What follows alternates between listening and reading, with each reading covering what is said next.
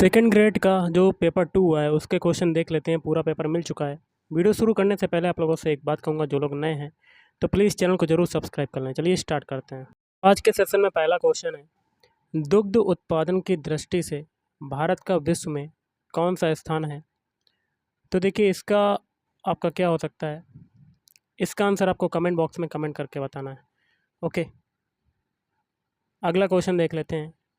UNCTAD की 2022 की विश्व निवेश रिपोर्ट के अनुसार 2021 में विदेशी प्रत्यक्ष विनियोग प्राप्त करने वाले चोटी के 20 मेजबान देशों में भारत का स्थान क्या था। तो इसका हो सकता है ऑप्शन 2 10वां। भारतीय वस्त्र उद्योग के संदर्भ में निम्न में से कौन सा कथन सही है। तो देखिए गाइस, इसका हो सकता है ऑप्शन बी, ऑप्शन 4 बी वाला सही हो सकता है। कथन क्या कहता है, वस्त्र उद्योग की संपूर्ण मूल्य श्रृंखला के लिए आधुनिक औद्योगिक इंफ्रास्ट्रक्चर सुविधाओं के विकास के लिए सरकार ने सभी राज्यों में प्रधानमंत्री मेगा एकीकृत टेक्सटाइल रीजन व अप्रैल पीएम मित्र पार्कों की स्थापना को मंजूरी दी है। विश्व बैंक द्वारा वर्ष 2019 के लिए तैयार की गई कारोबार में सुगमता रैंकिंग में भारत विश्व में किस स्थान पर है। तो इसका हो सकता है ऑप्शन ए 121। नेक्स्ट देख लेते हैं। उच्चतम न्यायालय ने निःशुल्क शिक्षा के अधिकार को निम्नलिखित में से किस अधिकार का हिस्सा बनाया है। तो इसका हो सकता है ऑप्शन 1 सांस्कृतिक और शैक्षिक अधिकार। विभाजन के परिणाम स्वरूप पाकिस्तान के लिए एक अलग संविधान सभा की स्थापना की गई और कुछ प्रांतों के प्रतिनिधि सभा के सदस्य नहीं रहे, इसलिए विधानसभा की कुल सदस्यता कम हो गई है। तो इसका हो सकता है ऑप्शन 3 270। भारत सरकार अधिनियम 1919 के तहत भारतीय विधान परिषद में कितने सदस्यों की नियुक्ति की जानी थी। तो इसका हो सकता है 50। किस भारत सरकार अधिनियम के तहत भारत में संघ और प्रांतीय स्वायत्तता की शुरुआत की गई। तो इसका हो सकता है तीसरा वाला, भारत सरकार अधिनियम 1935। भारतीय संविधान में 11वां मौलिक कर्तव्य किस वर्ष जोड़ा गया। तो इसका हो सकता है ऑप्शन 4 2001। निम्न में से कौन सा विकल्प सही नहीं है। तो इसका हो सकता है पहला वाला। निम्नलिखित में से कौन सा विकल्प सही नहीं है। तो इसका हो सकता है तीसरा, कार्यपालिका से न्यायपालिका का पृथक्करण अनुच्छेद 50। भारतीय संविधान का कौन सा अनुच्छेद अंतर्राष्ट्रीय शांति और सुरक्षा की अभिवृद्धि करता है। तो इसका हो सकता है तीसरा वाला, अनुच्छेद 49। किसी क्षेत्र को अनुसूचित क्षेत्र घोषित करने की शक्ति किसके पास है। तो इसका हो सकता है उस राज्य के राज्यपाल। शीत युद्धोत्तर विश्व में किसने सभ्यताओं के टकराव का विचार दिया। तो इसका हो सकता है सैमुअल पी हंटिंगटन। निम्नलिखित सूची पी को आर से सुमेलित करें। तो इसका हो सकता है तीसरा वाला, 2314 2314। तो इसका हो सकता है तीसरा वाला। स्वतंत्रता से पहले दिल्ली में एशियाई संबंध सम्मेलन कब प्रारंभ हुआ। तो इसका हो सकता है 24 फरवरी 1947। विश्व मामलों की भारतीय परिषद की स्थापना किस वर्ष में हुई थी। तो इसका हो सकता है 1948। निम्नलिखित में से कौन सा शिक्षा मनोविज्ञान के संदर्भ में सही कथन नहीं है। इसका हो सकता है चौथा वाला, शिक्षा मनोविज्ञान मनोविज्ञान की वह शाखा है जो केवल शिक्षण से संबंधित होती है। सोवियत संघ में ग्लासनोस्ट और पेरेस्त्रोइका की प्रक्रियाओं का प्रारंभ किसने किया। तो इसका हो सकता है व्लादिमीर पुतिन। निम्न में से कौन सा विकल्प सही नहीं है। तो इसका हो सकता है ऑप्शन 4 इंडियन नेशनल कांग्रेस। शिक्षा मनोविज्ञान एक सकारात्मक विज्ञान है। शिक्षा मनोविज्ञान की इस प्रकृति के लिए निम्नलिखित में से कौन सा कथन उपयुक्त नहीं है। तो इसका हो सकता है पहला, यह तथ्यों को तर्क और नैतिकता की दृष्टि से लेती है जैसा कि उन्हें होना चाहिए। बालक का भाषा विकास जन्म के समय रोने की साधारण क्रिया से प्रारंभ होता है, फिर विभेदीकरण प्रारंभ होता है और बालक क्रमशः बहुत से शब्दों की शब्दावली प्राप्त कर लेता है। उपरोक्त उदाहरण में निम्नलिखित में से कौन सा सिद्धांत प्रतिबिंबित होता है। तो इसका हो सकता है चौथा वाला, विकास सामान्य से विशिष्ट की ओर अग्रसर होता है। अनौपचारिक वार्तालाप और औपचारिक स्कूलिंग दोनों के द्वारा वयस्क बालकों तक उन तरीकों को पहुंचाते हैं जिनसे दुनिया की को उनकी संस्कृति व्याख्या करती है और प्रतिक्रिया करती है। यह आधारभूत अवधारणा निम्नलिखित में से किस विकासात्मक सिद्धांत की है? तो इसका हो सकता है तीसरा वाला, यूरी ब्रोन फेन ब्रेनर के विकास के सिद्धांत के अनुसार वह स्थितियाँ जिसमें विद्यार्थी काफ़ी समय व्यतीत करता है, जैसे विद्यार्थी का परिवार, संगी साथी, हिमालय, विद्यालय और पड़ोस कहलाता है। तो इसका हो सकता है बृहत तंत्र। पर्यावरणीय आवश्यकताओं के अनुरूप व्यवहार करना कहा जाता है। तो इसका हो सकता है तीसरा, दबाव। अवलोकनात्मक अधिगम प्रक्रियाओं का सही क्रम है। तो इसका हो सकता है प्रेरणात्मक, अवधानात्मक, उत्पादन और धारणात्मक। मिस्टर अमित की उपलब्धि में निष्ठा है और व्यक्तित्व की यह प्रकृति उसमें जीवन भर व्याप्त रहती है। आलपोर्ट के वर्गीकरण के अनुसार यह लक्षण कहलाता है। तो इसका हो सकता है प्रधान, कार्डिनल हो सकता है। व्यक्तित्व आकलन की प्रक्षेपी प्रविधियों की निम्नलिखित में से कौन सी एक विशेषता नहीं है? तो इसका हो सकता है बहुपक्षीय अनुक्रियाएं। अगला निम्नलिखित में से कौन सा जैविक प्रेरक नहीं है? तो इसका हो सकता है जिज्ञासा अंतर्नोद। मैस्लो के सिद्धांत में अभिकल्पित उच्चतम आवश्यकता है। तो इसका हो सकता है आत्मसिद्धि। थॉर्नडाइक के बहुकारक सिद्धांत के अनुसार एक गुणधर्म किसी कार्य की कठिनाई को संदर्भित करता है जो एक व्यक्ति हल कर सकता है, वह कहलाता है। तो इसका हो सकता है गति। निम्नलिखित में से कौन सा गार्डनर के बहुबुद्धि सिद्धांत का प्रकार नहीं है? तो इसका हो सकता है संगीत बुद्धि। बाकर मेहड़ी के सृजनात्मक परीक्षण में सम्मिलित है। तो इसका हो सकता है 3 शाब्दिक और 3 अशाब्दिक उप परीक्षण। अपने को दूसरे लोगों के साथ संबंधों के रूप में परिभाषित करने का तरीका और यह पहचानना कि स्वयं अपना व्यवहार प्रायः दूसरों के विचारों, भावना और क्रियाओं द्वारा निर्धारित हो रहा है।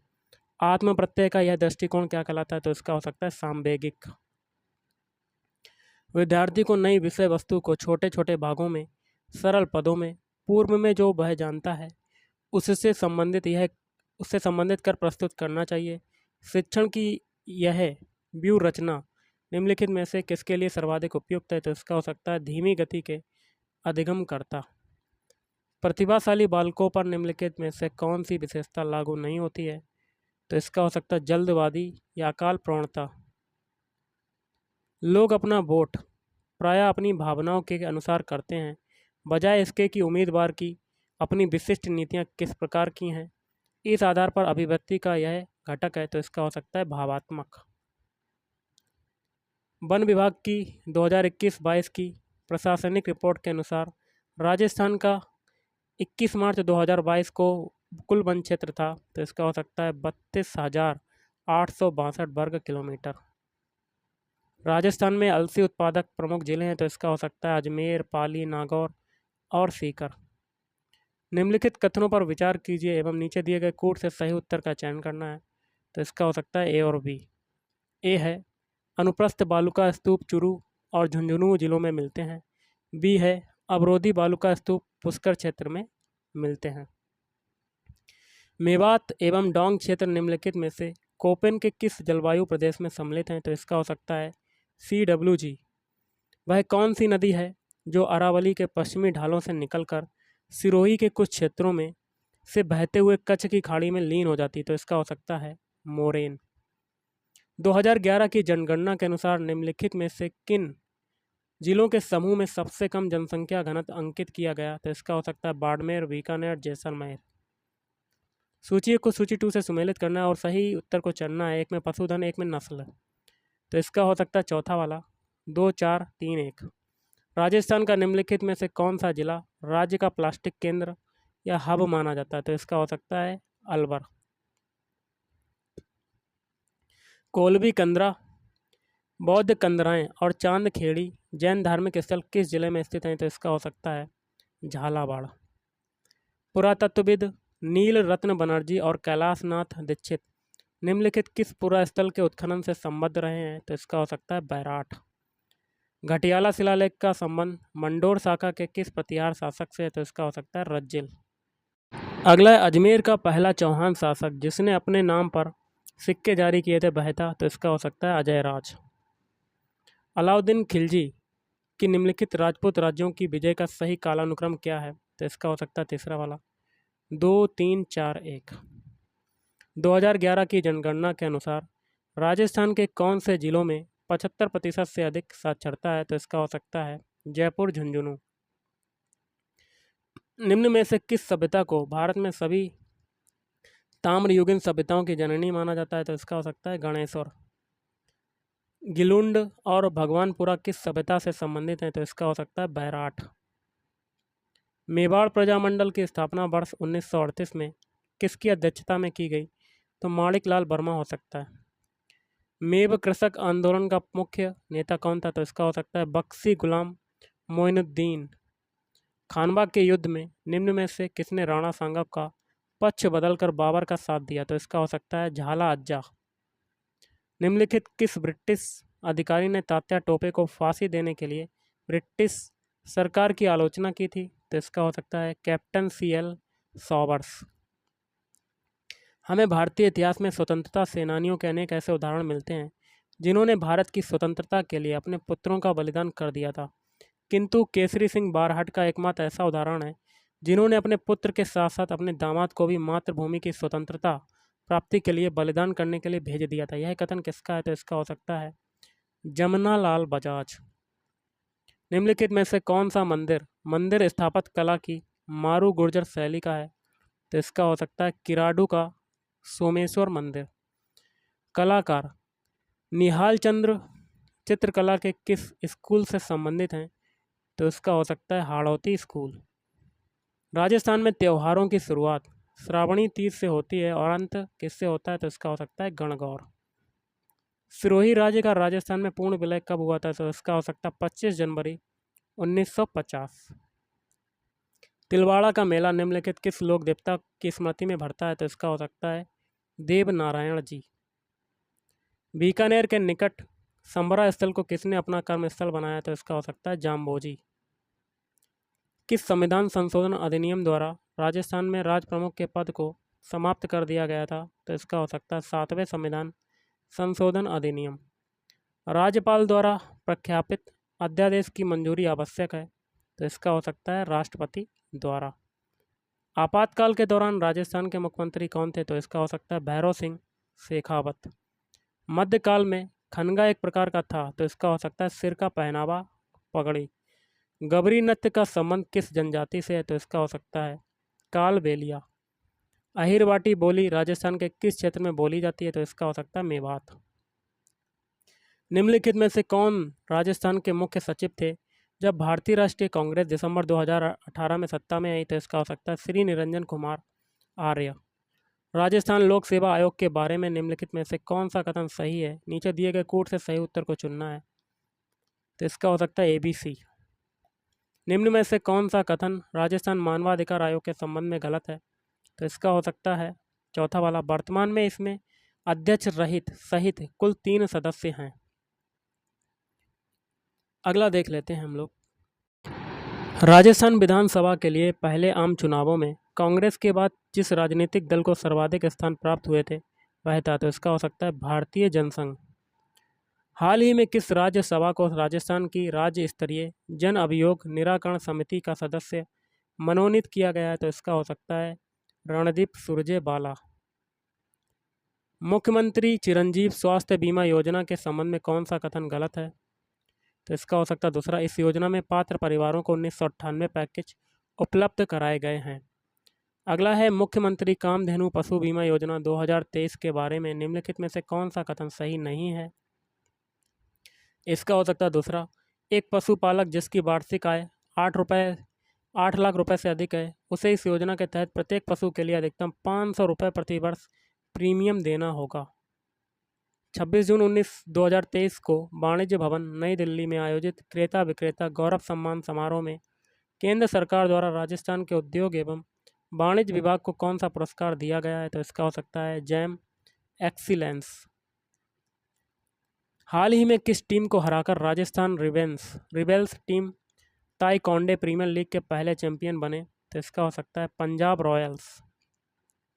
2023 में राजस्थान सरकार द्वारा आयोजित महंगाई राहत कैंप में कौन सी योजना सम्मिलित नहीं थी? तो इसका हो सकता है मुख्यमंत्री गैस सिलेंडर गारंटी कार्ड योजना।